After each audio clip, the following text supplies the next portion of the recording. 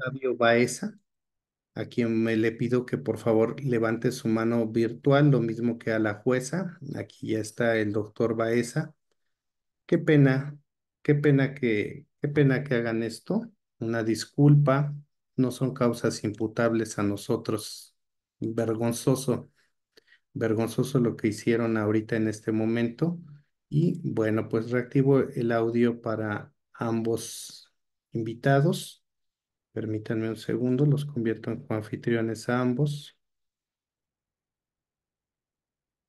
Y bueno, pues me acaba de informar hace unos minutos el doctor Manuel Valadez, por eso estábamos esperando, que no va a poder acompañarnos el día de hoy. Ofrece una disculpa y pues en posterior fecha tendremos una charla con el doctor, con el magistrado Manuel Valadez Díaz y de la misma forma con el doctor Enrique Baeza. Le doy la más cordial bienvenida al Liceo Académico a todos los que nos acompañan internacionalmente y pues a nuestra invitada, la jueza Karina Martínez Jiménez, así como al doctor Enrique Baeza. Hoy vamos a llevar a cabo la presentación de su libro, justamente La psicología del testimonio, su aplicación al interrogatorio y contrainterrogatorio en México. La idea era poder hacer la presentación como debía de ser, pero en este momento voy ya a ceder el uso de la voz al doctor Enrique Baeza a fin de que él proceda a comentarnos un poco con respecto de su obra. La mecánica será, él comenta, su señoría Karina Martínez Jiménez hará algunos comentarios, reflexiones, lo mismo que su servidor, y iremos en una segunda vuelta. Adelante, mi estimado Enrique. Hola, ¿qué tal? Muy buenas noches a todos. ¿Sí me observan y me escuchan bien? Sí, Gracias. Bueno, pues muy buenas noches a todos. Primero que nada, qué pena la verdad lo que sucedió hace unos minutos. La intención, como siempre, del Liceo Académico, pues es compartir experiencias y sobre todo, pues extender las invitaciones académicas a todos, precisamente con la finalidad de que todos, pues, nos desempeñemos de mejor manera, ¿no? Desde nuestras áreas. Así que, pues, nuevamente gracias a todos por estar aquí. Les agradezco mucho. Muchísimas gracias a la jueza Karina Martínez, de quien pues me distingue con su amistad y me honra en estar el día de hoy aquí. Igual al maestro Manuel Valadez Díaz, quien no pudo acompañarnos el día de hoy. Y bueno, pues lo importante de que ustedes están el día de hoy aquí es precisamente poder platicarles y explicarles un poquito la obra y mi trabajo de investigación de casi 2 años, intitulado La psicología del testimonio y su aplicación al interrogatorio y contrainterrogatorio.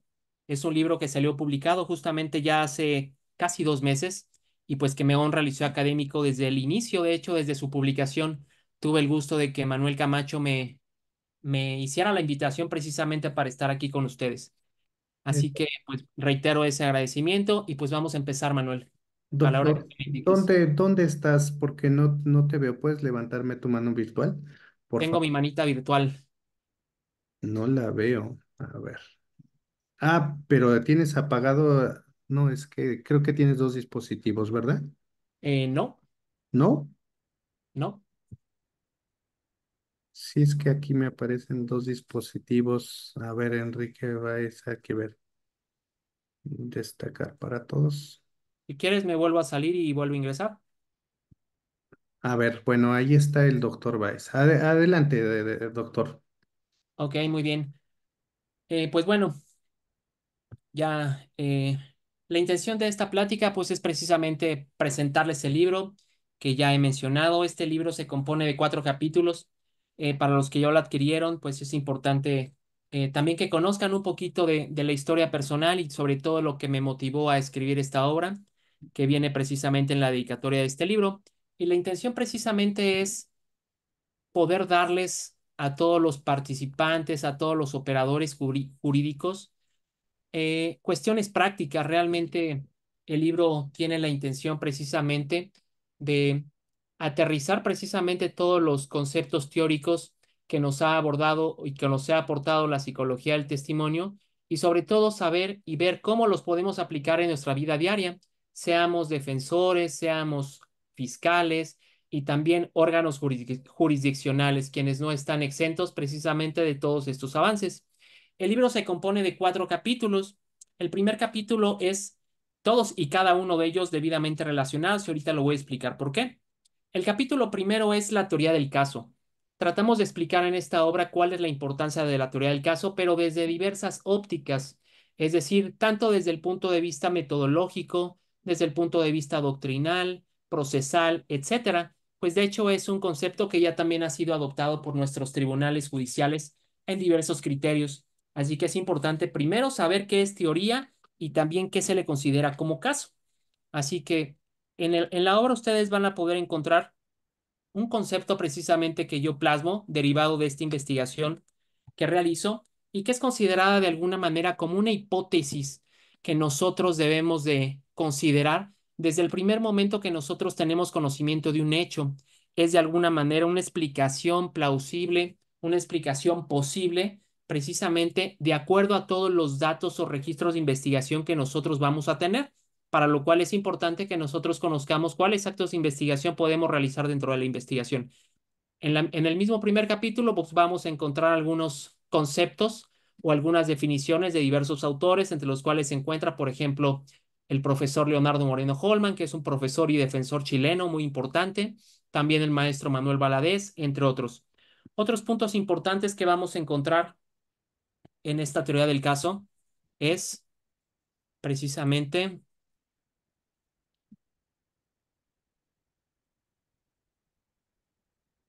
lo siguiente. Las características de la teoría del caso. ¿Cuáles son las características de la teoría del caso? Pues precisamente son, por ejemplo, que esta teoría del caso sea única, que sea autosuficiente, que sea coherente, es decir, todos los datos o medios de prueba que sean recopilados dentro de la investigación, pues deben de tener una coherencia interna y una coherencia externa, y ahí en la obra lo vamos explicando de manera práctica. Por ejemplo, coherencia interna se refiere a que todo el relato de un testigo, de un policía, de un testigo colaborador, de un perito, etcétera, sea congruente en sí mismo, sea congruente con su propio informe, peritaje, etcétera. Pero además debe de ser coherente con todo el cúmulo probatorio que existe en la carpeta de investigación. También esta teoría del caso pues debe de ser flexible, es decir, debe de adecuarse de alguna manera a todos los cambios, a todas las adecuaciones que se van dando o se van sucediendo durante la investigación, porque como mencionaba hace un momento, la teoría del caso es precisamente una explicación o una hipótesis a dilucidar, pero esa hipótesis puede cambiar. Desde el primer momento que ustedes van a tener conocimiento de unos hechos, pueden tener una explicación, una posible hipótesis. Sin embargo, conforme vayan realizando sus actos de investigación, sus pruebas, etcétera, es posible que esa teoría pues vaya modificándose en algunos aspectos. Sin embargo, pues eso no significa que la teoría del caso que ustedes vayan a manejar pues vaya a poder cambiar de forma radical. Es decir, la doctrina señala que esta teoría del caso debe de ser flexible, es decir, adecuarse a ciertas variantes, modificaciones, por ejemplo, a cuestiones periféricas, no solamente cuestiones de fondo. Por ejemplo, también la teoría del caso se explica que debe de ser verosímil, es decir, que esta teoría del caso debe de ser creíble, con apariencia de verdad. ¿Por qué? Porque cuando nosotros acudimos ante un órgano jurisdiccional, y no me dejará mentir la jueza Karina, pues las partes llevan realmente una explicación de los hechos de acuerdo a su punto de vista, que es como lo refieren algunos autores, pero debe ser coincidente con el mundo fáctico para que ellos pues puedan darle un valor probatorio a esa teoría del caso y realmente determinar si es plausible o no. Por ejemplo, esta teoría del caso también yo insisto que debe ser revisada constantemente. ¿Qué significa?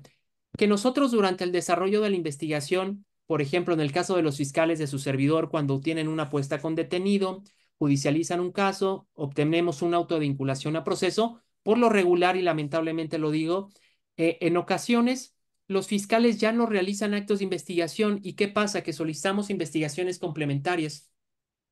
Investigaciones complementarias en las cuales en ocasiones no se realiza ningún acto de investigación. Pues sin embargo, eso es un error, porque nosotros, considero yo, siempre debemos de hacer esta teoría del caso con miras a juicio oral.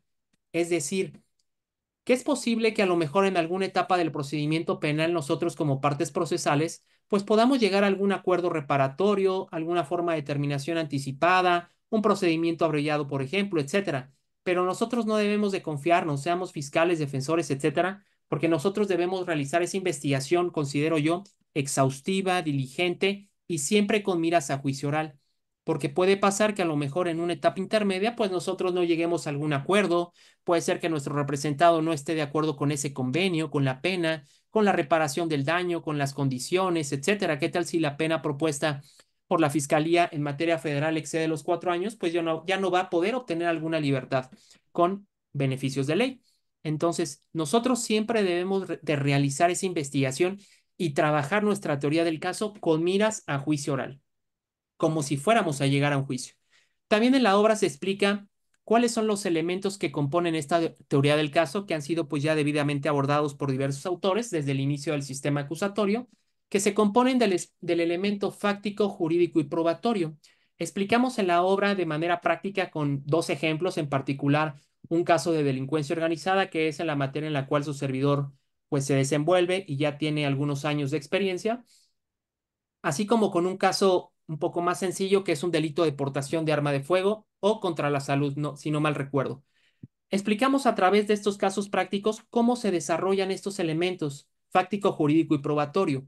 El fáctico, cómo se debe realizar, cómo se debe de construir, seamos cualquier parte procesal. Por ejemplo, en el caso del fiscal, nosotros debemos de construir un hecho penalmente relevante. Ese hecho, pues, es un hecho materia de imputación que debe de cumplir con toda la normatividad del artículo 311 del Código Nacional de Procedimientos Penales, es decir, debemos establecer la fecha, hora y lugar de comisión del evento. ¿Para qué? Para darle precisamente seguridad jurídica al imputado. ¿Pero qué tiene que hacer la defensa? Pues también trabajar, adecuar, analizar ese hecho en materia de imputación para analizar si realmente se subsume o no en un tipo penal, que es donde viene el aspecto jurídico. Y ahora bien, el aspecto probatorio, ¿qué significa? Que todo ese hecho en materia de imputación va a ser precisamente el eje de todos nuestros actos de investigación y va a ser lo que nos determine si un acto de investigación con control o sin control judicial es pertinente o no para acreditar o desacreditar esos hechos.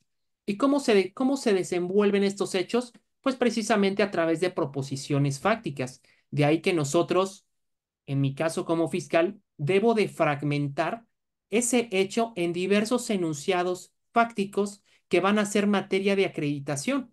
Y la defensa, por su parte, pues debe de analizar cuáles son esas proposiciones fácticas que la contraparte o la fiscalía está de alguna manera aterrizando en ese hecho en materia de imputación para poder ir atacando o realizando una teoría del caso contraria a la de la fiscalía.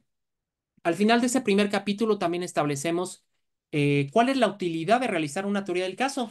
Y por la experiencia que yo tengo en esta área ya desde hace 15 años que me desenvuelvo en la Fiscalía a nivel federal, pues he advertido precisamente que esta teoría del caso nos ayuda y nos sirve en todas las etapas del proceso. Por ejemplo, desde el primer momento que nosotros tenemos conocimiento de un hecho, la teoría del caso nos va a ayudar a llevar una directriz para realizar actos de investigación. En mi caso, si tengo, por ejemplo, una puesta a disposición con detenido, a mí me va a ayudar a poder determinar cómo fue la detención, si hubo demora en la puesta a disposición, cuáles son las debilidades de esa puesta a disposición, si en esa puesta a disposición, por ejemplo, se obtuvieron o se recabaron alguna prueba que puede ser tildada de ilícita, si se hizo un registro nacional de detención, si es necesario, por ejemplo, entrevistar a los elementos captores, qué dictámenes periciales debo de realizar. Es decir, desde el primer momento que nosotros tenemos conocimiento, debemos ir formándonos una teoría del caso. Y ustedes como defensores también desde el primer momento que tienen acceso a la carpeta, deben de irse formando y analizando precisamente cuáles son esas fortalezas y debilidades de los hechos pues que son puestos a disposición del Ministerio Público. La teoría del caso, como les refiero, tiene impacto en todas las etapas o en diversos momentos del proceso. Por ejemplo, desde la oportunidad de hacer un acuerdo probatorio, si es viable o no es viable, si afecta o no mi teoría del caso. ¿Qué se sugiere, por ejemplo, hablando de acuerdos probatorios? Que esos acuerdos probatorios realmente sean sobre hechos que no sean controvertidos para que realmente no afecte ni una o no la teoría del caso. Es decir, existe a veces en la práctica, si no me dejarán mentir, que pues las partes pueden llegar a acuerdos probatorios donde a lo mejor alguna, como fiscalía, puede meter gol a la defensa y realmente ese acuerdo probatorio pues realmente ya abona a acreditar o demostrar mis hechos. Sin embargo, es importante que nosotros analicemos si ese acuerdo probatorio, por ejemplo, que me está practicando el fiscal, que me está solicitando, afecta o no mi teoría del caso. Si no lo afecta, no es necesario, por ejemplo, que nosotros no admitamos esos acuerdos. En la práctica también me he percatado que a veces la defensa, por la posición obviamente que desempeña, considera no acordar absolutamente nada. ¿Y eso qué provoca? Pues que las etapas, que las audiencias intermedias sean más extensas y sobre todo que el día que lleguemos a una audiencia de juicio oral, pues este realmente se vuelva un poco largo, complejo y, y pues que alargue precisamente el proceso, ¿no? Y así sucesivamente la teoría del caso nos va a ayudar en todas las etapas, como por ejemplo para excluir un medio de prueba en etapa intermedia, para que yo pueda preparar mis alegatos de apertura, por ejemplo, para realizar un interrogatorio, un contrainterrogatorio, que es lo importante y lo que aterrizo en los últimos capítulos de este libro, entre otros aspectos. Así que en este primer capítulo ustedes van a poder encontrar cuestiones teóricas, pero no solamente ello, sino cuestiones prácticas, es decir, realmente cómo se aplica la teoría del caso en las diversas etapas del procedimiento penal. Después de ello, ustedes van a encontrar qué es lo que yo digo, la carnita o lo rico de este trabajo, de esta obra, que es precisamente el capítulo segundo. En este capítulo segundo, ustedes van a encontrar las bases teóricas de lo que es la psicología del testimonio y la memoria humana. Hace un momento les hablé precisamente de cuáles actos de investigación nos pueden ayudar a demostrar o no mi teoría del caso. Uno de los actos de investigación más importantes es precisamente el testimonio. Si lo llamamos como acto de investigación, pues estamos haciendo referencia a una entrevista. Entonces, es importante que nosotros conozcamos qué se debe de entender por testimonio. Y la doctrina señala que un testimonio es un relato de memoria. Es decir, eso significa que yo, para poder reconstruir un hecho y poder acreditar, o más bien demostrar mi teoría del caso, pues yo necesito acudir precisamente a ese relato, a ese recuerdo de memoria que me va a dar un testigo. Porque un testigo, desde el momento que tiene conocimiento de un hecho, pues va a almacenar en su memoria diversa información de ese hecho percibido.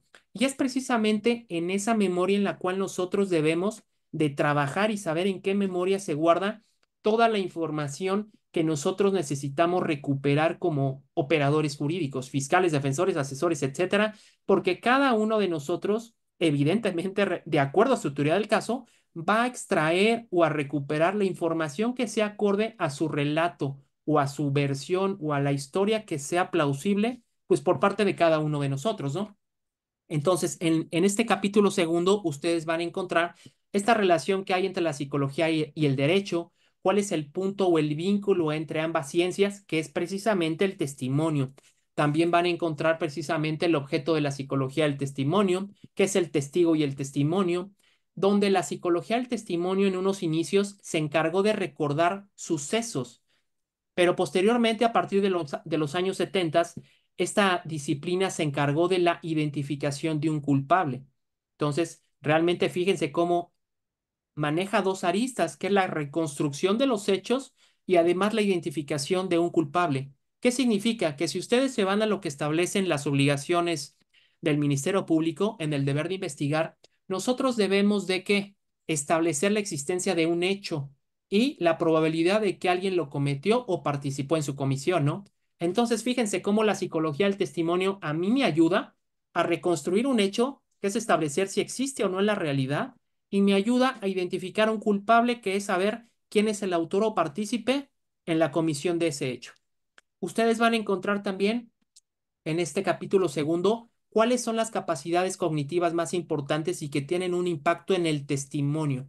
Todo lo que van a encontrar ya es dirigido precisamente al testimonio, que es esta fuente de prueba personal que nos va a nosotros ayudar a reconstruir el hecho. ¿Cuáles son las capacidades cognitivas que van a encontrar? Pues es la atención, la percepción y la memoria, entre otras capacidades cognitivas que señala la doctrina. Sin embargo, pues son las únicas que yo abordo en esta obra porque considero que son las que más impacto tienen de acuerdo a nuestra materia, ¿no? Como operadores jurídicos. Hablamos de la percepción, qué significa, qué es la aprehensión de objetos, qué es la atención, qué es la concentración de la mente o de ciertas porciones de ciertas porciones de la mente en determinados objetos o lugares. Hablamos de la memoria, que la memoria es falible, que la memoria no es una cámara de videograbación. Hablamos de los tipos de memoria. ¿Por qué dirán que es importante que nosotros conozcamos esto? Porque les refiero que la memoria es la fuente de prueba de la cual vamos a extraer la información. Si ustedes van a entrevistar a sus testigos, a sus víctimas, testigos, aprensores, peritos, nosotros debemos de allegarnos de la información almacenada en la memoria. Por eso considero yo, y pongo a disposición de todos, que debemos de conocer como abogados cómo funciona la memoria y cuáles son los procesos de memoria. Y estos procesos de memoria se dividen en tres, que es la codificación, almacenamiento y recuperación de la información. ¿Qué es la codificación de la información? ¿Cómo se representa la información en la memoria?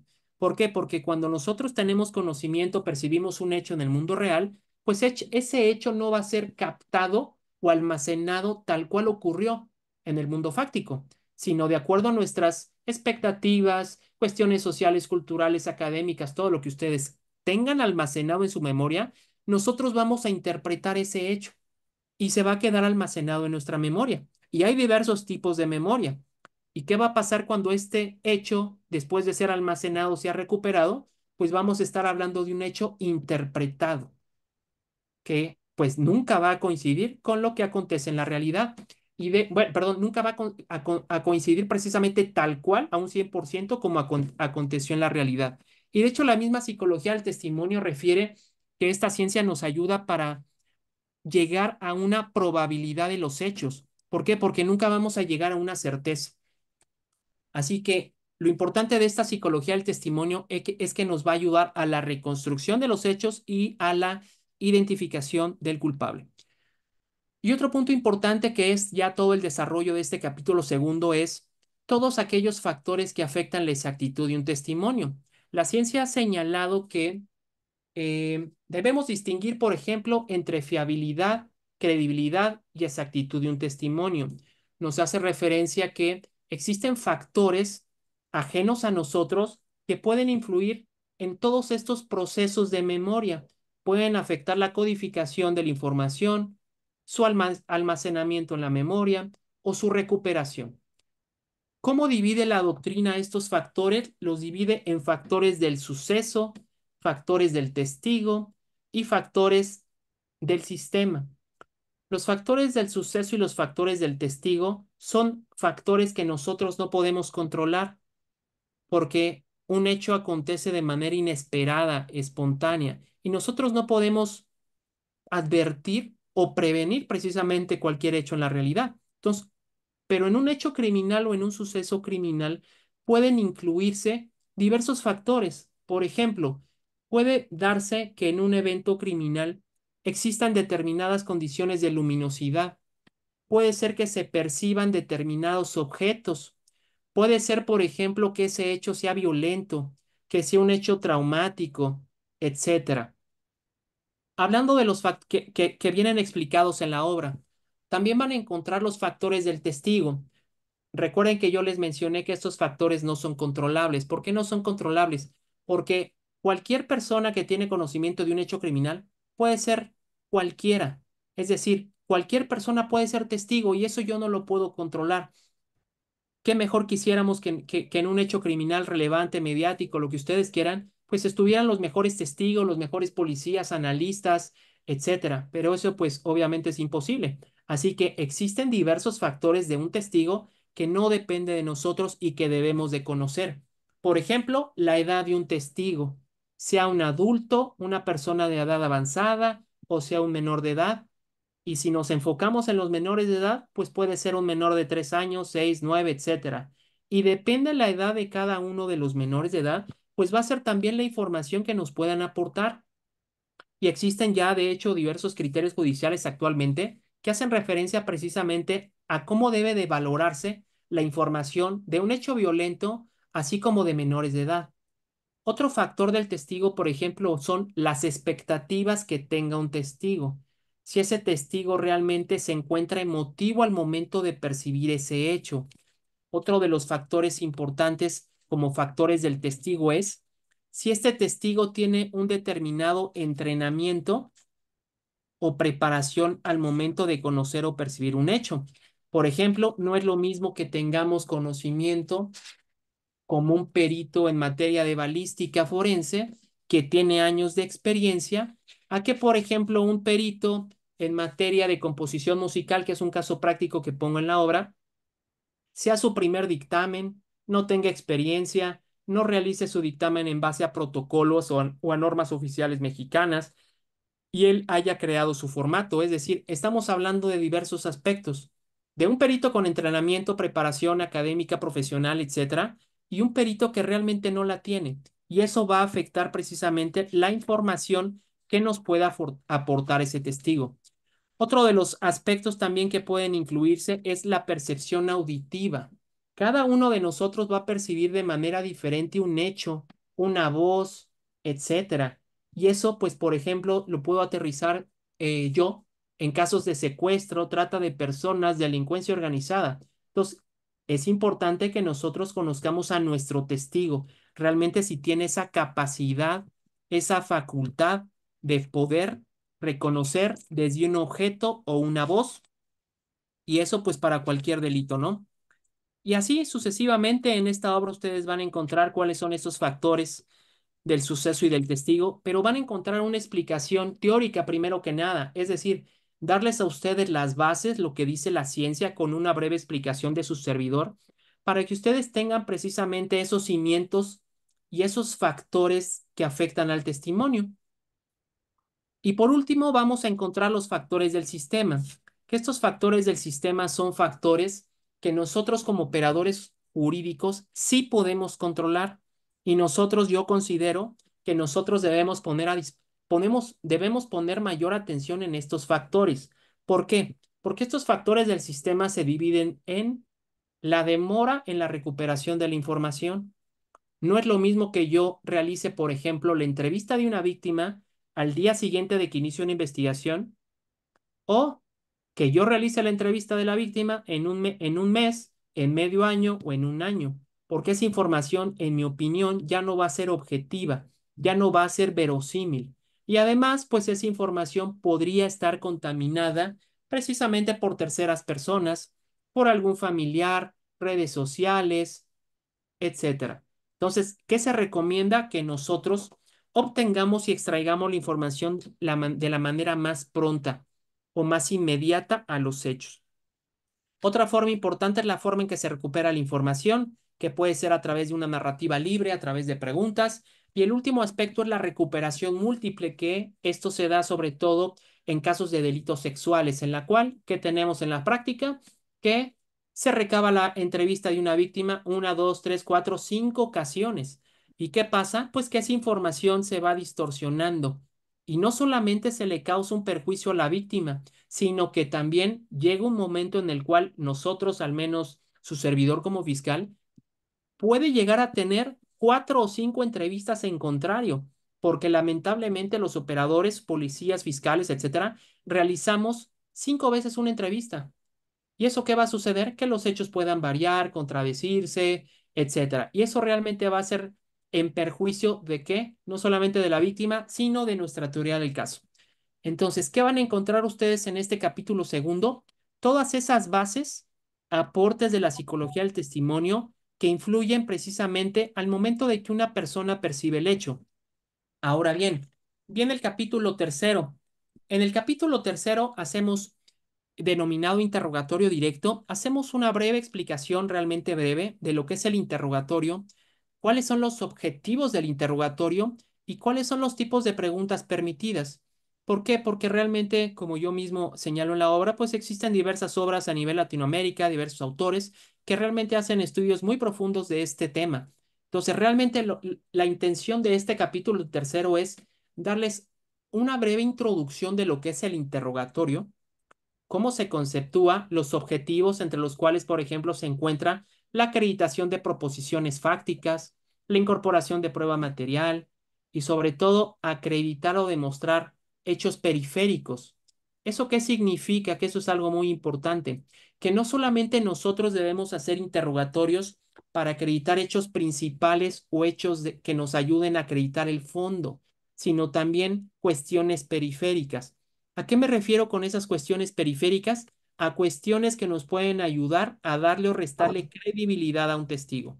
Entonces, ustedes van a encontrar cuáles son estos objetivos del interrogatorio, las preguntas permitidas que se pueden realizar. Y ahora bien, en el cuarto punto de este capítulo tercero van a encontrar todos los factores del testimonio que platiqué muy brevemente. Los van a encontrar ustedes desarrollados, pero ya con casos prácticos. Ustedes van a encontrar casos prácticos, casos reales que fueron recopilados ya en estos 8 años de experiencia como fiscal, en los cuales van a encontrar interrogatorios reales en los cuales su servidor ha incluido ya desde hace algunos años este tipo de factor que puede afectar en el testimonio de un testigo o no. Por ejemplo, uno de los factores importantes de los factores del suceso es la distancia a la cual una persona tiene conocimiento de un hecho. Entonces, van a encontrar, por ejemplo, un caso práctico, un enfrentamiento que se suscitó en el estado de Michoacán, en la carretera de Apatzingán-Aguililla, entre elementos de la Secretaría de la Defensa Nacional con gente del crimen organizado, en la cual pues explico el caso, de qué se trata, cuáles son los hechos y además planteo y transcribo ese interrogatorio realizado como una propuesta para el lector. Y al final ustedes van a encontrar una explicación de por qué se realizó el interrogatorio de esa manera, qué es lo que se pretendía obtener. Así que en este capítulo tercero ustedes van a encontrar todos y cada uno de los factores explicados, pero con ejemplos, con casos prácticos, que esa es mi aportación.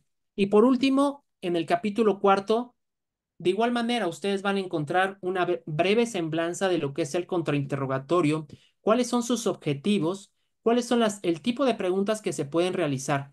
Y también van a encontrar desarrollados todos y cada uno de los factores que afectan el testimonio, como factores del suceso, del testigo y factores del sistema, pero con casos prácticos.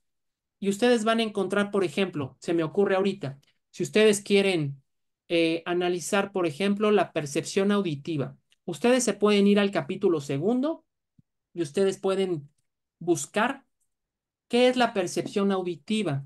Ustedes se van, si no me equivoco, a la página 215 y ustedes van a encontrar qué es precisamente la percepción auditiva. Una breve explicación de qué dice la ciencia, su importancia, etcétera. Si ustedes se van al capítulo tercero, donde se habla de esa percepción auditiva, ustedes van a encontrar, por ejemplo, un caso práctico de un caso relevante de un testigo colaborador actualmente en sistema acusatorio en el cual se aterrizó precisamente esa percepción auditiva a través de preguntas en una audiencia de juicio oral hace 1 año, 2 años, si no me equivoco, en la cual este testigo colaborador nos ayudó a poder reconocer la voz de diversos integrantes de una organización criminal, que es materia de investigación por su servidor. Entonces van a encontrar ese caso práctico de cuáles fueron las preguntas practicadas, cómo se sentaron las bases de alguna manera para que el testigo pudiera estar en condiciones de reconocer o no la voz de una persona. Pero ¿qué pasa? A lo mejor ustedes dicen, bueno, pues yo no soy fiscal, yo soy defensor. Pues ustedes se pueden ir al capítulo cuarto y pueden buscar también la percepción auditiva. Y ustedes van a buscar, van a encontrar, perdón, un ejemplo, pero modificado, en la cual van a encontrar una propuesta de contrainterrogatorio para poder desvirtuar o atacar ese aspecto de la percepción auditiva. Por ejemplo, para poder reconocer una voz, es necesario que una persona esté en condiciones de poder hacerlo. ¿Eso qué significa? Que me tiene que dar características básicas, objetivas, de por qué está en condiciones de hacerlo. Y eso, por ejemplo, ustedes lo van a encontrar en diversas resoluciones judiciales. Por lo que hace a este tema, ayer de hecho que venía de viaje, venía leyendo un amparo en revisión de la primera sala de la Corte, que se lo recomiendo mucho, es el 70-2022 que hace, por ejemplo, un estudio de lo que es la prueba, la diligencia de reconocimiento en personas y por fotografía, y en la cual plasma precisamente este aspecto, que la persona debe estar en condiciones o haber manifestado o explicado por qué podría reconocer a una persona, o un objeto, o una voz.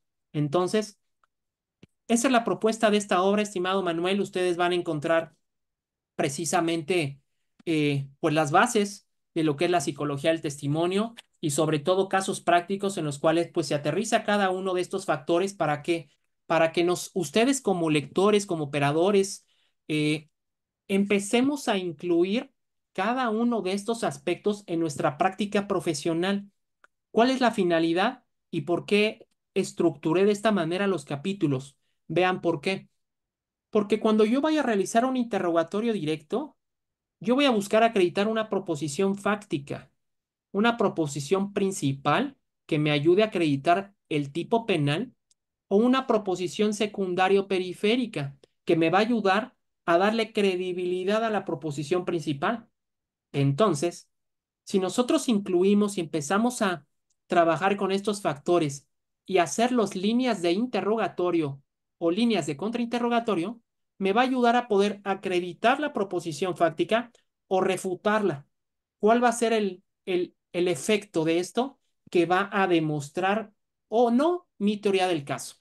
Entonces, vean cómo el impacto realmente de que nosotros conozcamos los avances de la psicología del testimonio es para todos los operadores, tanto fiscales para tener unos casos fuertes, sólidos, desde la etapa de investigación, para la defensa y sobre todo para los órganos jurisdiccionales. ¿Por qué? Porque realmente pues ya actualmente ustedes van a encontrar diversos criterios judiciales por diversos tribunales, donde precisamente ya incluyen los factores de la psicología del testimonio para efectos de valoración de la prueba. Y pues aquí tenemos a la jueza Karina que nos va precisamente a explicar esa parte y esa importancia como órgano jurisdiccional.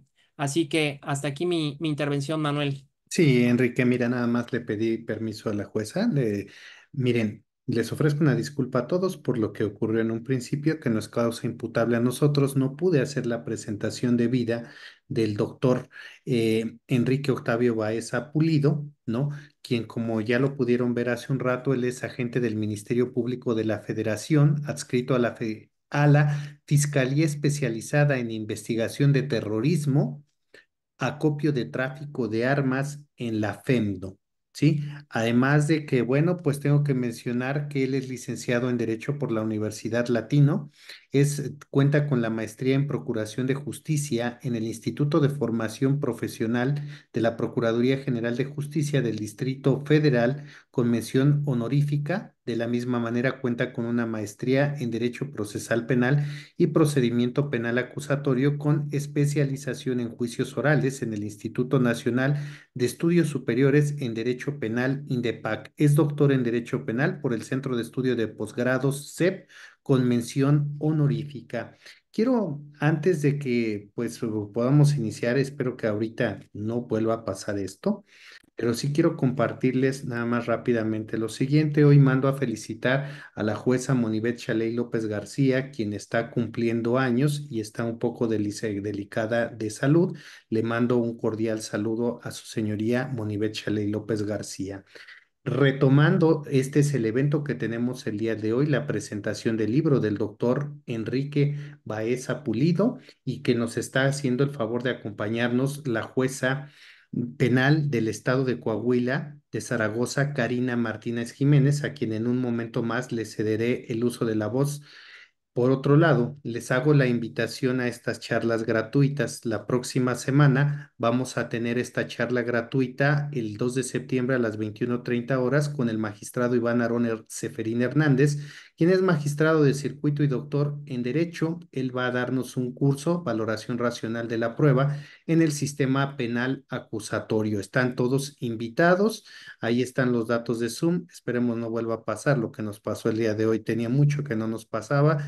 Eso estoy muy apenado con todos ustedes. Bueno, en cuanto a los cursos y diplomados, porque quiero mencionarles, ahorita voy a anunciar justamente, miren, por aquí, esto es muy importante. Fíjense que tuve la oportunidad de platicar con el doctor Enrique, para el efecto de llevar a cabo, desarrollar un curso basado en el libro.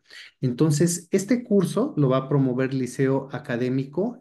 Vamos a tener la charla introductoria gratuita al curso. Es denominado Psicología del Testimonio y su aplicación al interrogatorio y contrainterrogatorio en México. Vamos a tener una charla introductoria el 26 de septiembre con el doctor Enrique Octavio Baeza Pulido, a la cual están invitados todos ustedes para que nos puedan acompañar por plataforma Zoom. En cuanto, discúlpenme, estoy pasando, disculpe su señoría y discúlpame, Enrique, pero sí es importante para mí esto. Vamos a tener la apertura de estos grupos para que conozcan un poquito más quienes están y nos verán en repetición. Vamos a tener este curso de conceptos básicos de la perspectiva de género que nos va a impartir la jueza Monibet Shaley López García, quien es del Poder Judicial del Estado de Oaxaca. Las fechas son 2, 9, 16 y 23 de septiembre, de 19 a 21 horas. El precio por todo el curso es de 500 pesos. Te incluye tus sesiones en vivo en Zoom, videograbaciones permanentes a un correo de Gmail y tu constancia de participación. Ahí está el temario de lo que vamos a abarcar en estas 4 clases. Las inscripciones están abiertas durante todo el curso.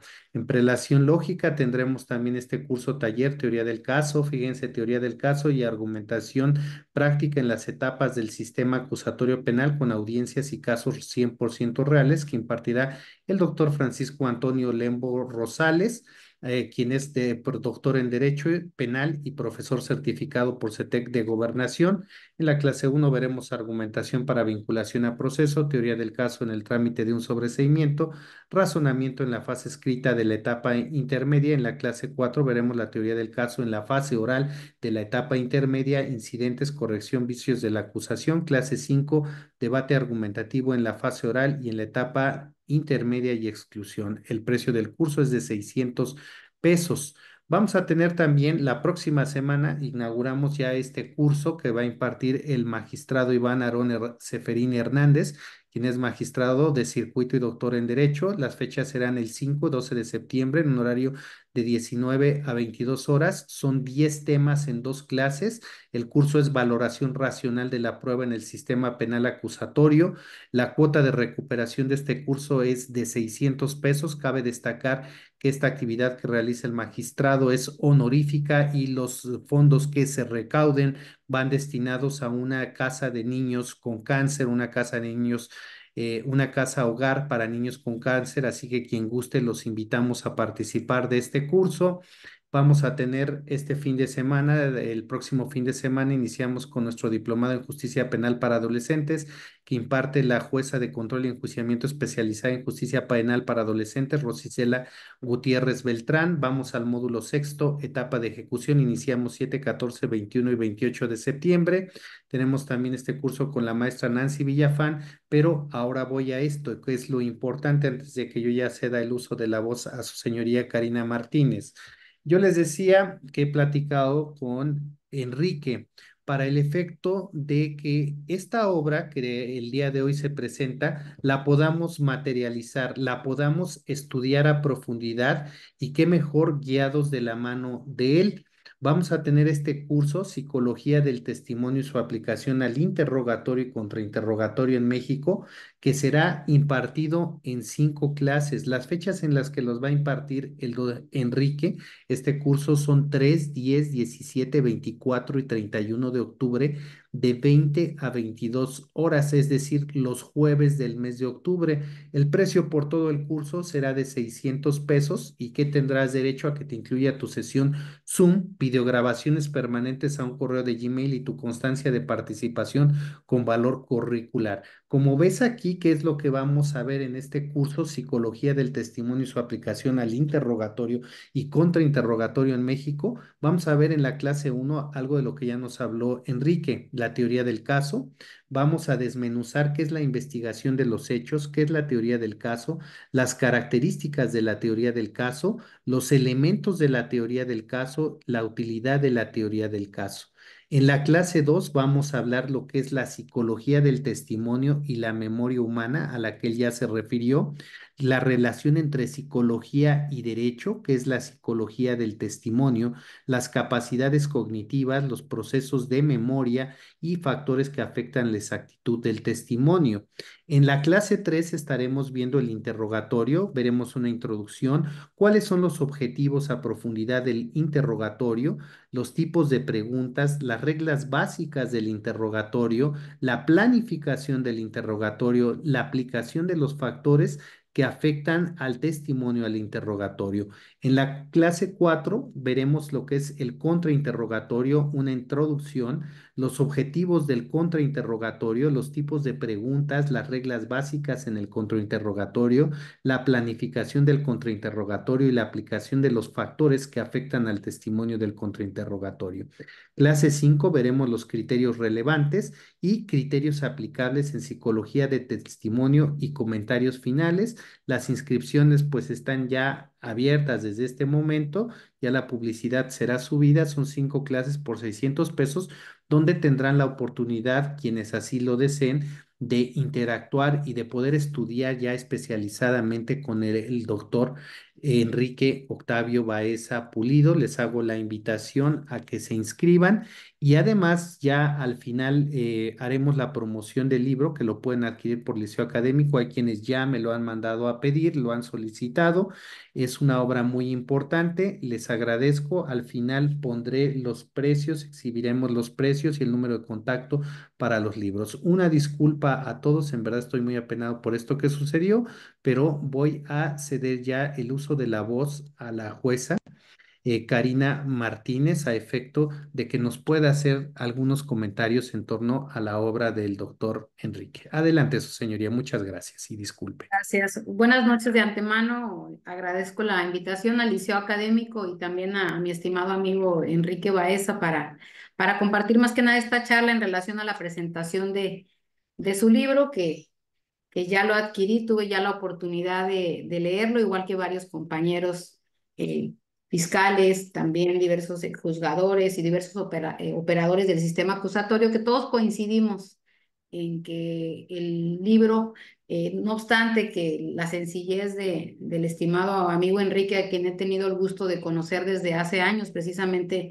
por compartir en foros académicos, pues refiere que lo hace de una manera breve la explicación y la palabra no es breve, la verdad lo hace de una manera magistral, expone y lleva al lector de su mano con un ABC de lo que es el interrogatorio, de lo que es el contrainterrogatorio y comprender lo que para algunos o para muchos siempre desde el momento en que incursionó, al menos en la valoración de las resoluciones de las autoridades federales, lo que es la psicología del testimonio. ¿Por qué la importancia de este libro que ha publicado el compañero Enrique? Porque no debemos perder de vista que precisamente una de las finalidades del proceso penal pues es el esclarecimiento de los hechos. Y ese esclarecimiento de los hechos pues no se llega de manera gratuita, requiere forzosamente de diversos operadores, como en el caso de Enrique, desde su postura como fiscal especializado en delincuencia organizada desde el punto de vista de la voz como juzgadora y también desde el punto de vista de los litigantes, de los abogados.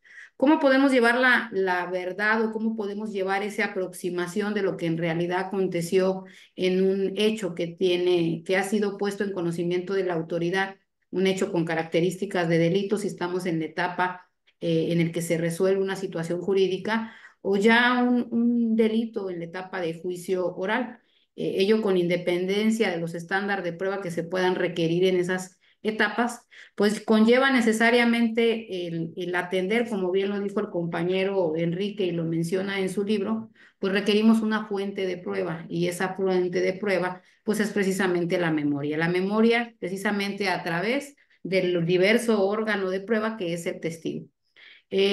Partimos de que el juzgador no conoce los hechos, el juzgador atiende y resuelve en base a la información que los operadores a través de los principios del sistema acusatorio le brindan esa información.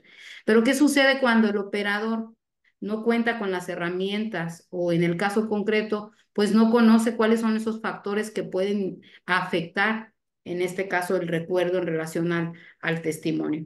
Porque habrá ocasiones en las que un testigo miente pensando que dice la verdad y habrá ocasiones en que el testigo miente a sabiendas que no es verdad lo que está aconteciendo. Y precisamente el libro nos va llevando de la mano al lector, explicando primeramente qué es la teoría del caso, la importancia de la teoría del caso, como bien lo menciona en el capítulo, se menciona en el capítulo 1 y lo retomó el amigo Enrique, precisamente al atender la importancia de la teoría del caso.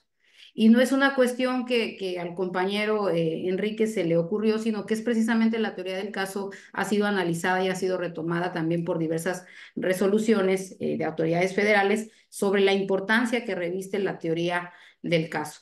Y es precisamente esa teoría del caso que conocemos los elementos y que describe atinadamente el compañero autor en cuáles son los elementos que integran la teoría cuál es la forma en la que se construye la teoría del caso, cuáles son sus características, cuáles son sus elementos.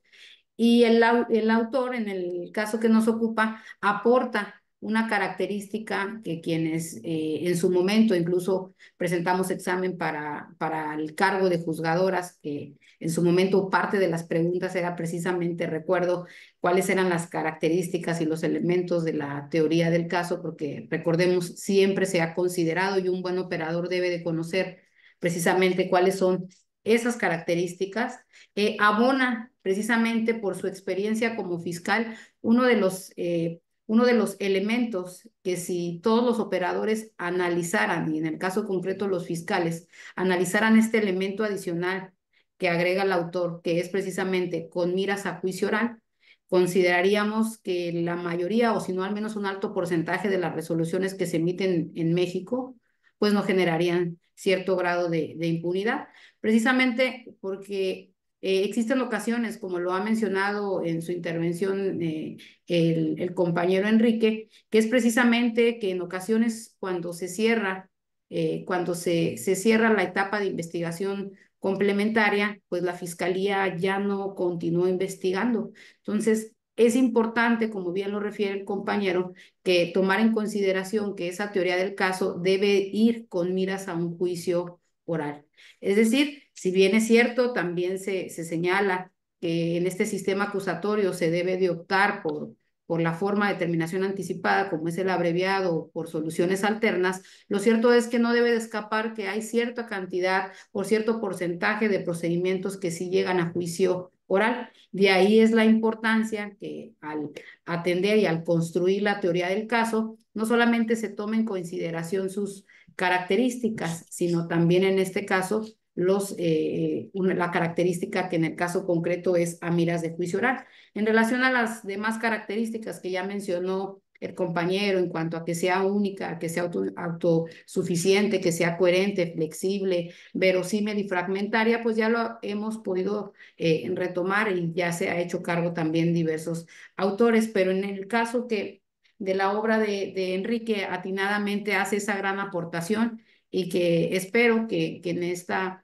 charla pues se encuentren diversos fiscales que puedan tomar la experiencia del compañero Enrique para, a través de su libro, ser una herramienta precisamente para aportar información que lleven a la persona juzgadora a poder obtener y emitir, en este caso, resoluciones más justas apegadas a la verdad. Otro de los temas importantes que se manejan en el capítulo 2, pues es lo relacionado a explicar no solamente de forma doctrinaria qué es la psicología del testimonio, sino también va llevando al lector a través de casos prácticos. Y esta es una circunstancia que, desde el punto de vista, yo considero esta obra como un manual no solamente para el interrogatorio y para el contrainterrogatorio, sino que también es un manual para poder comprender de qué manera se aplica la psicología del testimonio en los casos concretos. Además de establecer atinadamente en el capítulo 2 cuáles son esas capacidades cognitivas que en el caso de la percepción, la atención y la memoria, así como los procesos de memoria que ya nos ha referido y que secunda en este caso para no ampliar la charla que nos ocupa, esos procesos de memoria, los tipos de memoria, es importante que los operadores del sistema e incluso ya desde la etapa universitaria a los estudiantes se les haga del conocimiento la importancia que tiene la psicología como ciencia auxiliar que permitirá en el caso concreto a los operadores, ya sean en este caso desde el punto de vista de fiscal, como a defensores públicos o privados, asesores jurídicos, en un caso personas juzgadoras, poder permitir conocer y anticiparse a esos factores que de cierto momento podrán servir para poder fortalecer el testimonio En el caso del fiscal, pues los testimonios de cargo. En el caso de la defensa, conocimientos para permitir desacreditar los testigos de la fiscalía y en su caso también del asesor jurídico, poder desacreditar los testigos de la defensa, como en su caso el Ministerio Público. ¿Y por qué es importante lo anterior? Porque si no comprendemos cuáles son esos procesos que se van generando en la memoria y la forma en la que un testigo puede codificar, puede almacenar e incluso puede recuperar la información, podemos llegar a los sesgos de considerar que si dos personas no declaran en el mismo sentido, pues están mintiendo.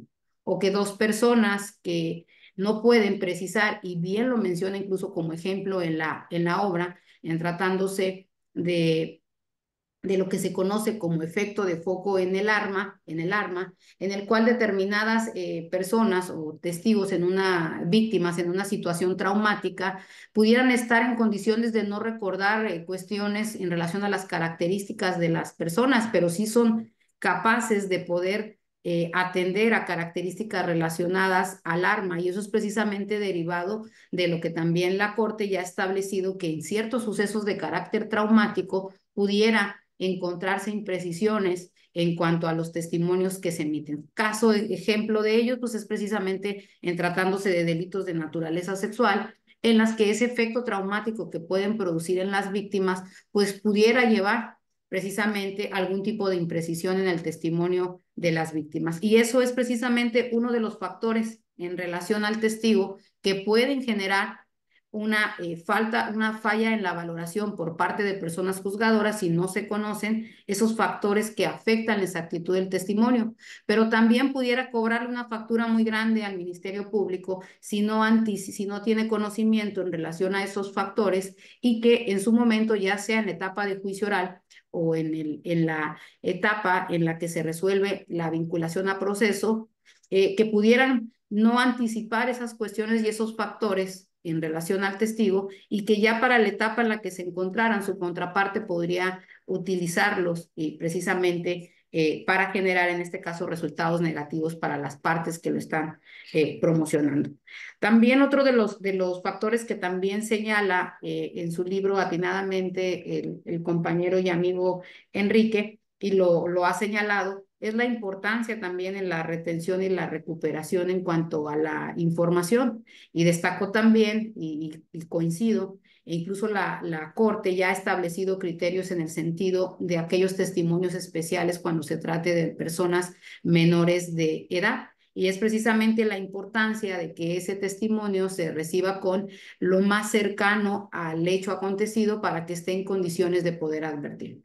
Pero hagamos un ejercicio hipotético que de nada serviría poder retener o poder recibir esa declaración especial de la víctima o de una persona menor de edad o incluso de un testigo si no se cuenta con el conocimiento en relación a cuáles son esos factores que pudieran afectar la exactitud de un testimonio. Si se anticipa los operadores, en este caso el Ministerio Público, el asesor jurídico y el defensor, respecto a esos factores, podrán obtener incluso en la entrevista, en la etapa de investigación, recabar aquellos datos de prueba que en su momento servirán para la audiencia intermedia, poderlos ofrecer para que sean admitidos como medios de prueba y que sean desahogados para que formen prueba en la etapa de juicio oral.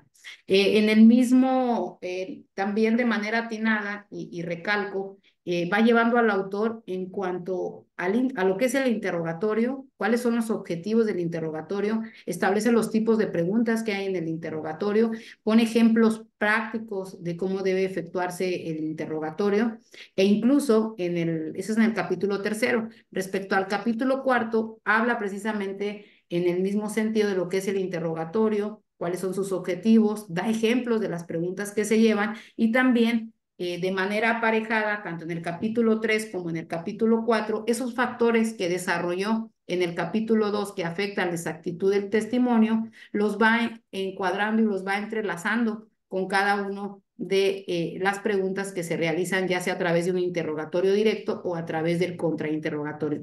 Y eso es la importancia, porque vemos en el libro del doctor Enrique que por una parte pues es vasto en relación a la doctrina respecto a los conceptos, pero no queda únicamente en un aspecto doctrinal, sino que de una manera práctica que revela precisamente la experiencia que tiene como fiscal, va llevando al lector a efecto de que no solamente comprenda el concepto, sino que lo aplique en el caso concreto.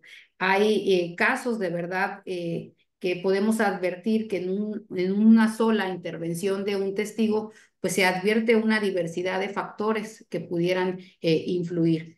Y también es muy importante atender que precisamente este tipo de factores que permiten anticipar lo que pudiera ser una fortaleza o una debilidad del testigo, que sean conocedores por parte de los operadores para poder llevar esa información a la persona juzgadora al momento de valorar. Yo siempre lo he comentado, no es una frase de la voz, pero sí de algunos compañeros, en el sentido de que un buen alegato de clausura es un proyecto de resolución, y precisamente en esos alegatos de clausura pues vemos también la importancia de que los operadores conozcan cuáles son esos factores que intervienen en la exactitud del testimonio para poder argumentarlo después de haber efectuado los ejercicios correspondientes, ya sea como interrogatorio o contrainterrogatorio, dependiendo la postura del operador, poder otorgarle a la persona juzgadora a través en el caso de los alegatos de clausura, el por qué debe de considerarse que el testimonio es fiable del testigo. Y eso es precisamente en base a esos factores. Podemos mencionar, como por ejemplo en aquellos casos en los que pudiera el testigo encontrarse vendado, como en el caso de secuestro, y que por esa circunstancia, si bien carece de uno de los sentidos visuales, pues puede agudizarse el sentido auditivo, y esto pudiera conllevar a que la víctima estuviera en condiciones de realizar un reconocimiento por voz y poder determinar que, a pesar de que a la persona que en este caso lo privó de la libertad, no pudo observarlo, sí logró escuchar lo máximo por el periodo de tiempo que la víctima pudo haber estado expuesto a su agresor. Y esta incluso ha sido materia de sentencias en versiones públicas relacionadas con este tipo de valoración en cuanto a esos aspectos que pudieran ser factores, no solamente que perjudiquen o que puedan restar credibilidad a un dicho de un testigo, sino también para que permitieran, en este caso, dar mayor credibilidad al dicho. Y precisamente el autor también recalca en cuanto a la importancia de comprender lo que es la psicología del testimonio, y precisamente como lo señala en su libro y también lo hizo en su charla introductoria, que es uno de los postulados precisamente de la psicología del testimonio, es precisamente que la memoria no graba, sino que interpreta y reconstruye, y para permitir y auxiliar al testigo a que pueda lograr una interpretación y una reconstrucción apegada a los hechos, pues es necesario que tanto el entrevistador, en la etapa en la que se encuentre, conozca cuáles son esos factores que pueden generar, opacar o afectar la exactitud del testimonio que se emite por parte del testigo. Y pues en ese sentido nada más me queda como operadora, como operadora, como en este caso abogada, y como de esta forma que he tenido la oportunidad de leer, y les comento, eh, es muy sencillo el compañero Enrique, pero ya es el segundo libro. El primer libro aquí lo tengo, y precisamente en este libro también aborda la psicología del testimonio. Ya desde ese entonces generaba esa curiosidad en el compañero. En su primer libro como coautor en la aportación de la psicología del testimonio en el 2023, y ahora en el 2024 con su libro que no falta en mi biblioteca, y que más que un libro es un manual para poder entender qué es la psicología del testimonio y cómo la podemos aplicar en el interrogatorio y en el contrainterrogatorio en México. Cabe también destacar que si este libro es leído por personas que no conocen el sistema acusatorio en México, los va llevando paso a paso de en qué consiste ese sistema, cuáles son las etapas en las que se puede tener relevancia no solamente para la entrevista en la etapa de investigación, sino también incluso para la etapa intermedia en la que cobra relieve la importancia de la pertinencia de los medios de prueba que se tienen que recabar para la etapa de juicio oral, y precisamente en eso encuadra también en conocer ese tipo de factores que afectan la exactitud de un testimonio, porque pueden ser materia de exclusión precisamente porque no se encuentran conectados con precisamente o relacionados con los hechos que se pretenden investigar. Pues ya no quiero abusar de la oportunidad ni de la invitación que se me dio para que me vuelvan a invitar por parte del Liceo Académico, que también les comento que lo sigo desde hace tiempo en redes sociales y que he tenido también la oportunidad de poder asistir a sus charlas. Y pues al amigo Enrique, nada más recordarle que lo esperamos en Piedras Negras, Coahuila, en el próximo mes de septiembre para la presentación del libro. Pues Gracias. muchas gracias, su señoría. Yo nada más voy a compartir rápidamente esto para quien quiera adquirir el libro. Lo puede adquirir por conducto del Liceo Académico. Tiene un precio de 659 pesos. Ya les incluye los gastos de envío. Se envía por Cepomex a toda la República Mexicana y pues se realiza el pedido al WhatsApp 22 21 14 25 79. Este flyer estará ya también en nuestra página. Nada más tienes que apretar el botón de WhatsApp y bueno, pues de ahí te damos la forma de pago, ¿no? Somos intermediarios también para que se pueda llegar la obra del doctor Baeza, de mi amigo, y pues como ya se los anuncié, viene un curso con él en el mes de octubre basado en este libro.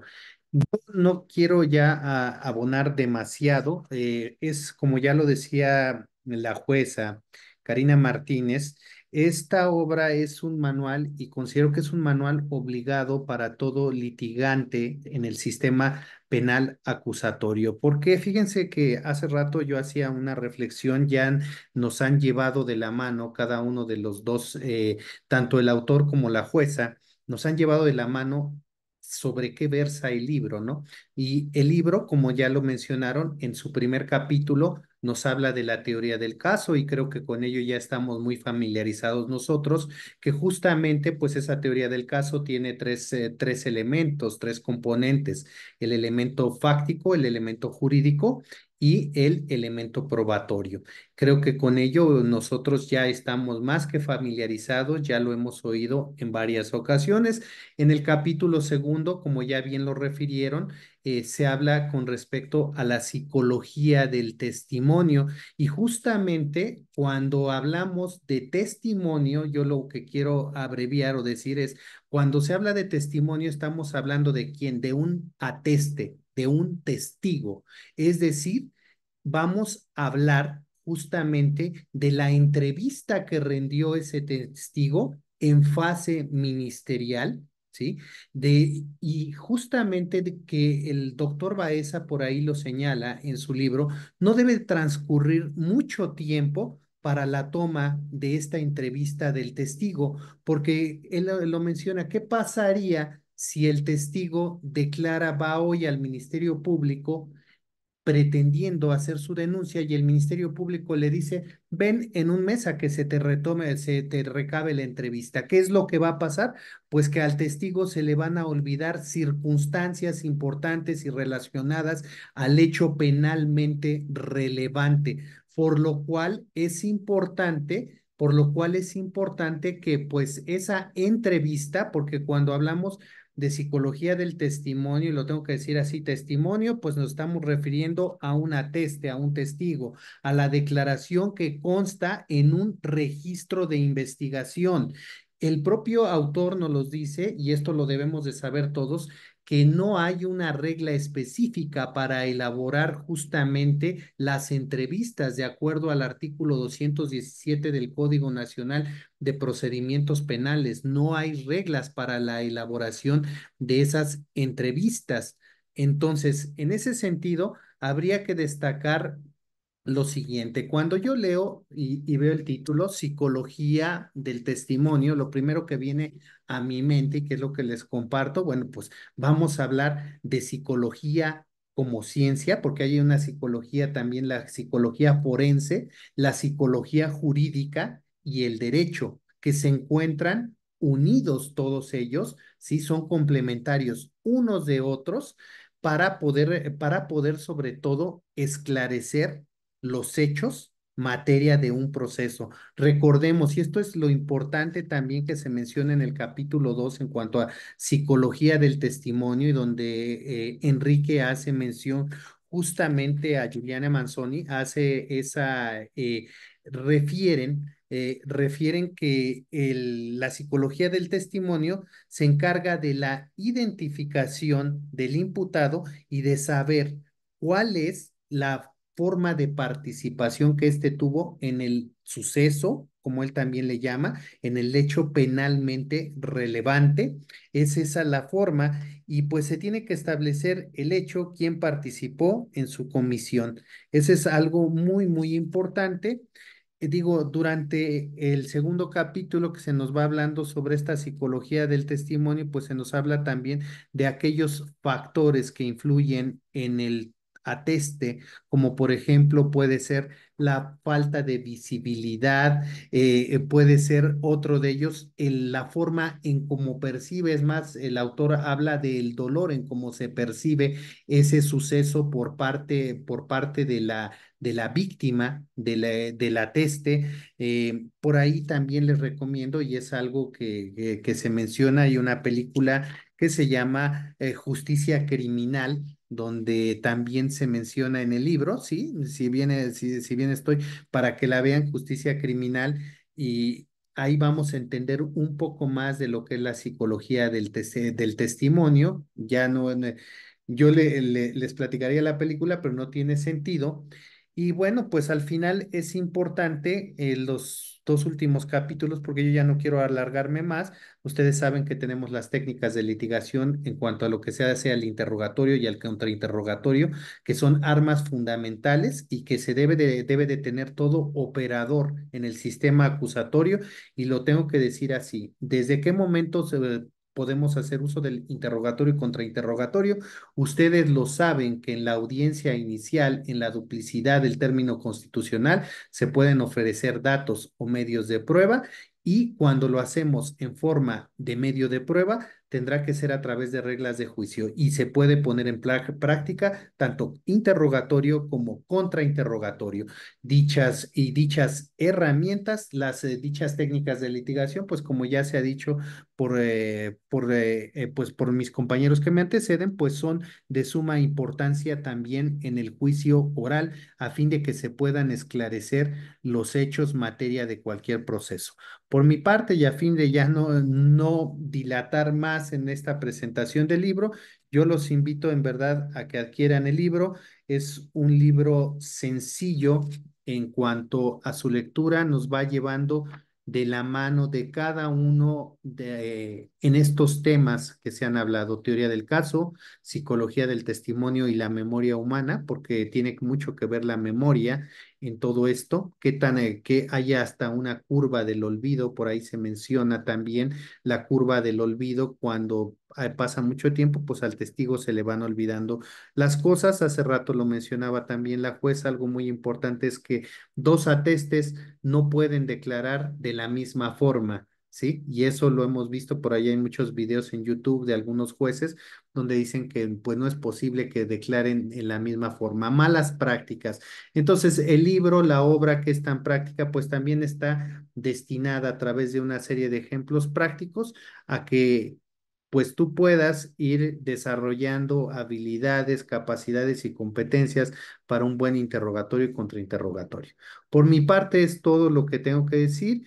No sé si alguien, y bueno, agradecer la presencia de la jueza Karina Martínez Jiménez, que nos acompaña desde Coahuila, obviamente, pues del autor, Enrique Baeza. También está el juez de Perú, que es, mi amigo, ¿me recuerdas? Es Johnny, William Quiroz. William Quiroz, y si por ahí está también, me parece que el maestro Francisco Serralde, a quienes les agradecemos que nos hayan acompañado, lo mismo que a todos quienes internacionalmente se han sumado a esta transmisión. Vamos a abrir nada más rápido si alguien quiere hacer algún comentario breve, si alguien ya conoce la obra, quisiera comentar algo. dos, tres preguntas y con eso terminamos. Y si no hay preguntas, pues daríamos por cerrada la sesión el día de hoy, previa entrega de su reconocimiento al doctor Enrique Baeza por haber presentado su obra tan importante en el Liceo Académico. ¿Alguien? Sí, adelante, Javier. Enrique. Sí, amigo. Listo, pues muchas gracias a todos por la presentación, por estar aquí todavía a estas horas de la noche y gracias por sus palabras. Y pues este libro es algo práctico realmente, como ya se ha comentado, realmente es aterrizar todos esos conceptos y los avances de la psicología del testimonio para que todos tengamos esos pilares de manera sólida y los podamos incluir durante todas las etapas del sistema penal acusatorio. Lo que les propongo en esta obra es precisamente que conozcamos estos factores, conozcamos la psicología, cómo funciona la memoria y sobre todo que incluyamos, que esa es la idea principal, incluyamos cada uno de los factores como líneas de interrogatorio y contrainterrogatorio. ¿Para qué? Para que al momento de que el órgano jurisdiccional pueda tener conocimiento de la producción de la prueba testimonial, pueda darle o restarle credibilidad a ese testimonio. Así que esa es la propuesta que yo realizo y pues veo, como bien dice Manuel, algunos compañeros y amigos que se encuentran aquí, como el amigo Tomás Mundo,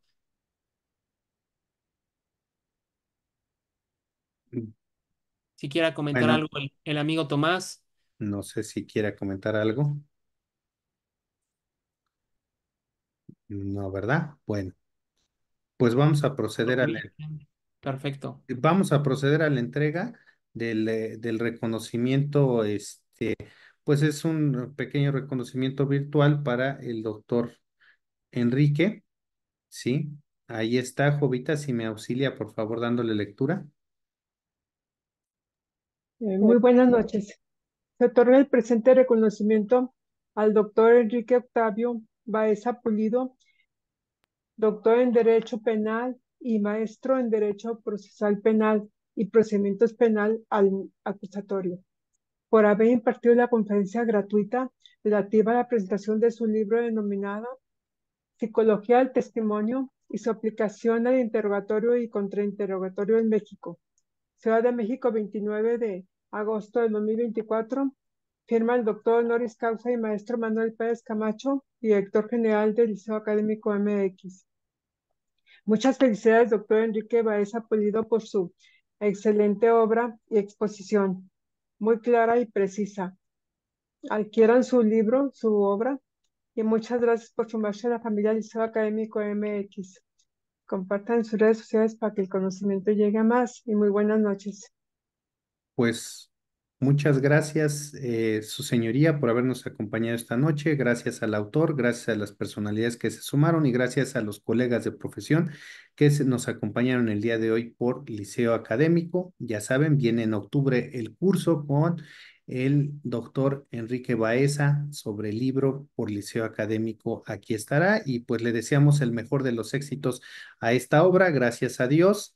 Por ahí hay cuestiones que platicamos él y yo en lo personal, porque pues él también, ya cuando lo lean, verán en el prólogo cuáles fueron las situaciones de salud por las que él ha pasado. Y debo decirlo, es un milagro viviente el doctor Enrique Baeza, gracias a Dios, lo mismo que su servidor. Compartimos experiencia él y yo. Yo también tuve por ahí una situación por la cual ya no estaría en este mundo, pero comentando él y yo, por algo estamos en este mundo, gracias a Dios seguimos en este mundo y todavía hay mucho más por hacer. Así que les agradezco a todos que nos hayan acompañado la noche del día de hoy y pues voy a despedir la transmisión. Que tengan excelente noche a todos.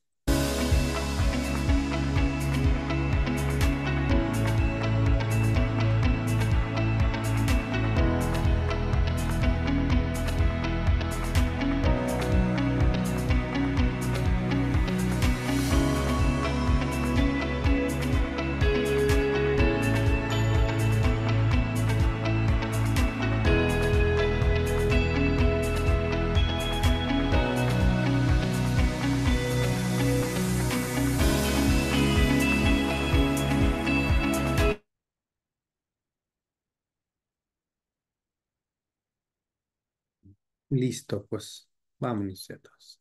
Gracias, que tengan buena noche. Nos vemos, Enrique, estamos en contacto.